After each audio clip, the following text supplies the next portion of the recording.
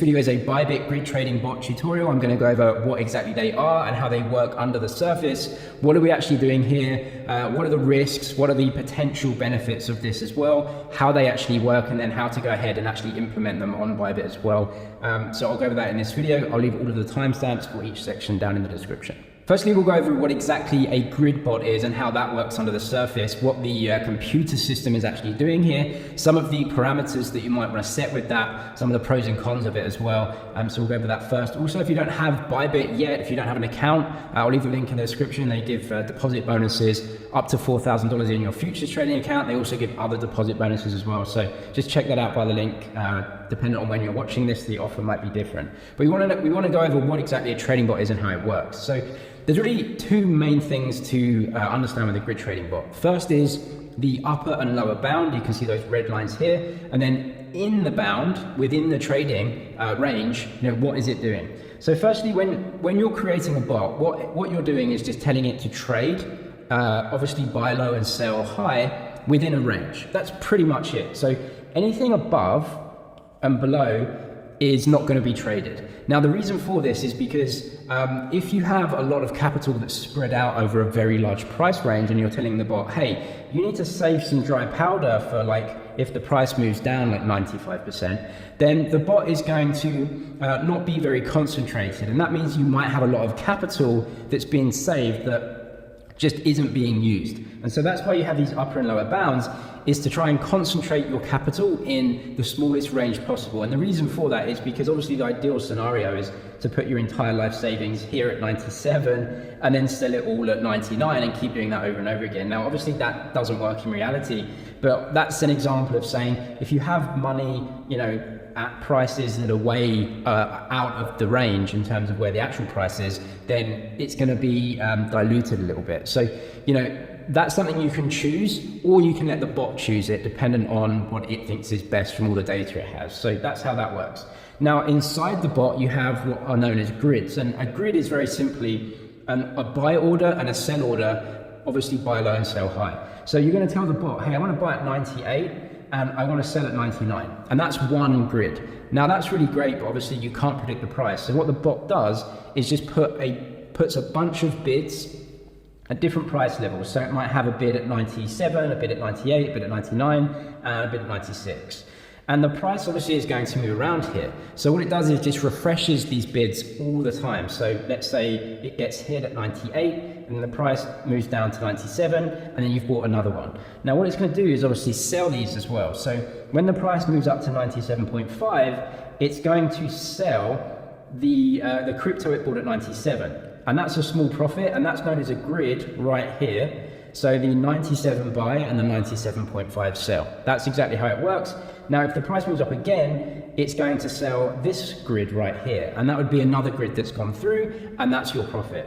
Now, if the price moves back down to this level again, then it's just going to refresh the bid once more at the same level. And so you buy in again at that level, and you're waiting for the price to go up again to obviously get that sell, which it also has refreshed. So that's what it does 24 hours a day, lots and lots of buys and sells, and it just reacts to the price all of the time, refreshes all of the bids and offers over time. So that's it. Now, if the price falls out, what happens is it stops trading. And yes, you have bought some crypto up at these levels. So there is definitely still risk with a grid trading bot. You have long exposure to whatever asset that you're trading. And so if you're choosing an asset to trade, then it should be one that you're happy holding anyway, and that you're happy getting long exposure to, because you still do have exposure. If you buy here and the price falls down below and never recovers, then you still got that crypto up there and it's unable to sell. Now, you can change the parameters of the bot if you want, but that's really the kind of basics of how it works. It's refreshing bids and offers all the time. In general, though, you have long exposure, and so over time you're hoping for the price to rise within this range and taking the profits out. This is a bot that I have running on a different platform right now, and hopefully that kind of shows you what the bot is doing, right? So below here it's got lots of bids, and then up here it's got offers that it wants to sell on complete grids and profits. But obviously as the price moves up and down, it just refreshes everything within the range. You can see every bid and offer as well on Bybit on the system. So this is on a different platform, but you can hopefully see how it works. So you just have so many bids at different price levels, and then all of the offers as well. And it just refreshes them over time, and you can make maybe 0.5% or 1% on each grid. And when each grid is printed, you can see you just print a very small profit. Let's look at Bybit specifically then and how to actually enter trades or grid bots onto the system. So you go to trade and then trading bot right here. It says create your first grid bot, so you can come to create now. And then there's a few things that you need to understand. So first is the pair that you're trading. What pair do you want to trade? Now, some pairs are going to look like they're printing really big profits. And I think really for me, the first thing is, what do I actually want to own? Because you are going to be owning this. And so even though a grid bot may look, you can see 24-hour change and everything on the right-hand side, that it's printing really good profits, what I would personally look for is, what do I want to own anyway? Because you're going to get long exposure to this. So do I want to be trading some kind of speculative altcoin that I don't really want to be in? Not me personally. You might get good results out of that, but for me, I'm just going to choose Bitcoin because I'm happy to be long Bitcoin anyway. And if the bot can earn some extra profits, then I'm happy for that. Now what you can do is autofill right here, and it's going to give you the best parameters. What you can see is that there's a price range, a lower and an upper bound.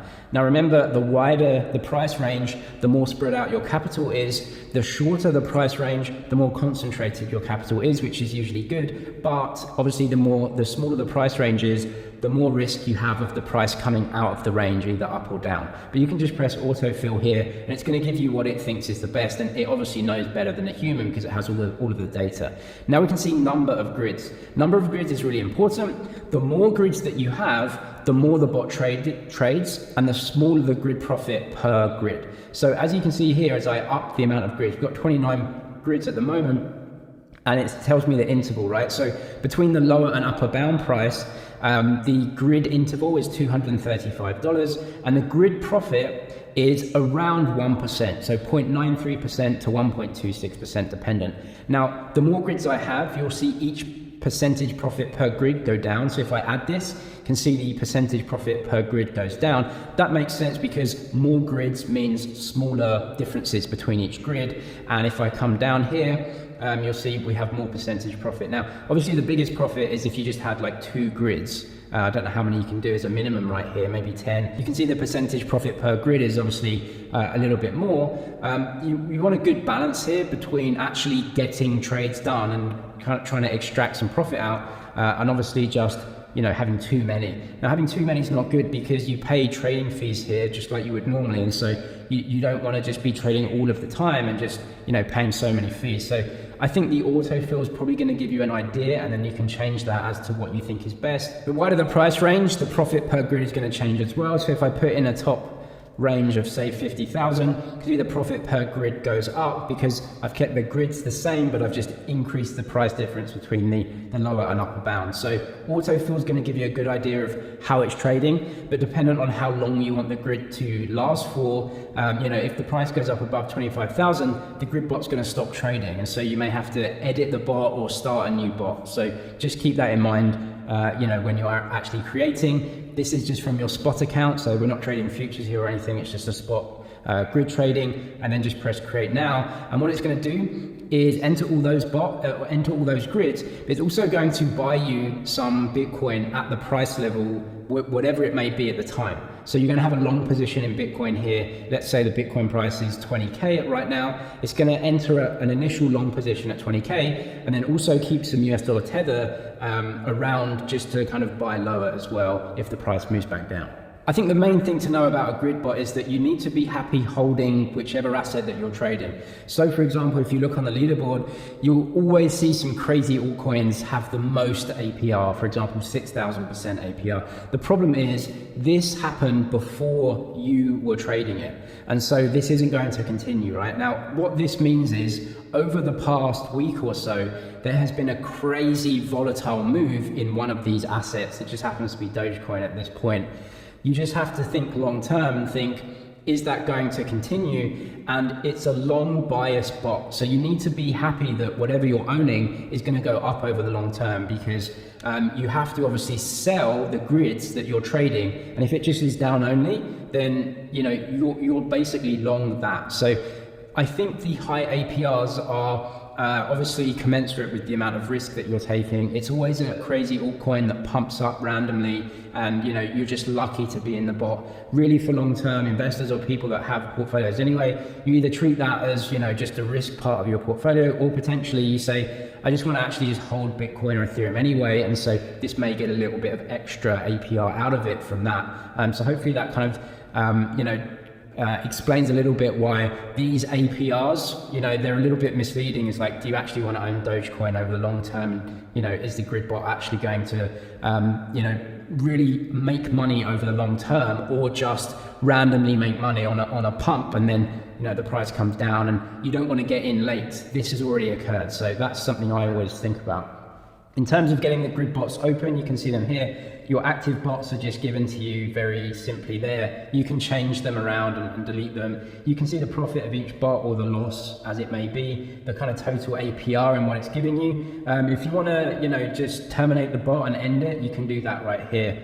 So pretty simple. And then, like I showed you on the other platform a bit earlier, you have all of your grid positions, so all of your buys here, all of your sales here. And really, for me, grid bots are like a long-term thing where you say, I want to hold some Bitcoin or ETH anyway, and the grid bot may kind of make some trading profits for me and kind of take some yield out of the market that's different to just kind of holding it in your wallet and cold storage. The most important points about grid bots for me is that they are not clever. They just do what you tell them. So really, all they do is just try and trade high frequency to earn yield out of the market from trading small amounts. You still have long exposure to that crypto, so don't be fooled by high APRs, right? Like, if you're in an altcoin that has a high APR, the likelihood is that it's just going to pump up and then just slowly come down over time. The grid bot is not going to be able to work miracles. You're going to lose money if the price goes down, always. So it really is a long exposure. And then risk and yield, right? So you must want to be long the underlying asset that you're trading. Otherwise, you're kind of in the bot for the wrong reasons. You might get lucky, but that's not really an investing strategy. And the bot just aims to extract some yields from trading profits. In my experience, my Bitcoin bots make about 5% and my ETH bots make about 5%, but it can go up to maybe 6, 7, 8% as well. So that's good for me to just put a little bit aside in Bitcoin and ETH, because I hold them anyway, and it's just a bit of extra for the portfolio, just as a bit of yield that may get out of it. But obviously there's platform risk here, and other risks as well with the grid trading bots, and they might stop, so you have to actively manage them. So there is some pros and cons to all of this. If you want to try out the Bybit grid trading bot, link in the description there, you might be able to get some deposit bonuses. I'm James with Money ZG, cheers for watching, and I'll see you in the next one.